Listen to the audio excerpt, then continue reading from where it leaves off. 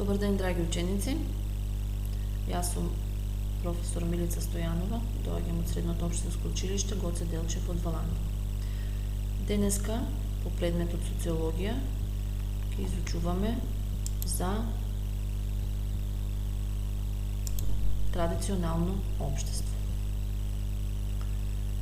Што ни е целта на овој час? Значи, целта е децата, учениците да ги обноват претходните знаења и да ги прошират со нови и да дознаат кои се карактеристиките на традиционалното општество.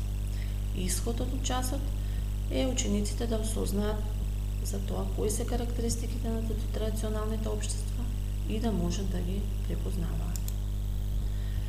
Традиционално општество е заедница која настанала од ловечките и собирачките општества. Традиционалните општества се затворени општества и кај нив доминира традицијата, пред се и колективната свест и блиските односи помеѓу членовите.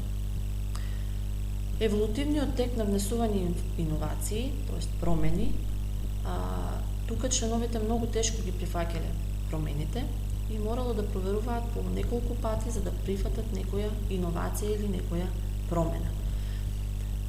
Главните духовни вредности кои ги има традиционалното општество се пред се традицијата и културата на нивните предци. Културниот живот е главно фокусиран на минатото, значи пред се почит кон предците, се поклонувале на спомениците на културата.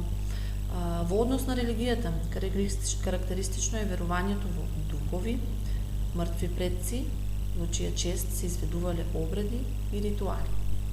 Со помош на молитвите ги истерувале лошите духови или правеле магија. Карактеристики. Патриархален начин на живот, во кој мажот игра голема улога, т.е. главна улога, а жената е секундарен член во општеството. Чувство на колективизам и припадност кон одредена заедница.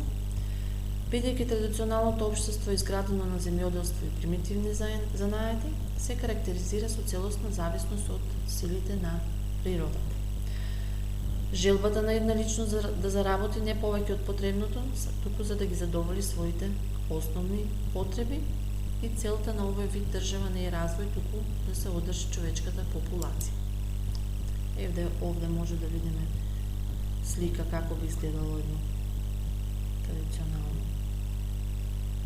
стапена традицијата. Во традиционалното општество сите членови се еднакви помеѓу себе и се што поседуваат е заедничко. Крвното сродство најпрво се заснувало по мајката, значи по мајчина линија. Тоа се нарекува период на патриархат, каде што жената ја имала главната улога, водечката улога во заедницата, се грижела за потомството, за храната, а пак мажот, споредна улога, требало да се грижи за добитокот, значи за стоката, да оди да лови и така натаму. Подоцна се менува улогата на мажот и жената, со што мажот ја добива главната улога или позначајната улога и сродството, значи почнува да се смета по таткова линија и овој период е наречен патриархат. Половите односи се одвиваат помеѓу членовите на различни родови и затоа велиме дека родот е прва екзогамна заедница. Начело на државата имало владетел, шефот на државата, кој уживал во авторитетот и имал голема улога во животот на општеството. Ова општество, значи, не се карактеризира со мобилност.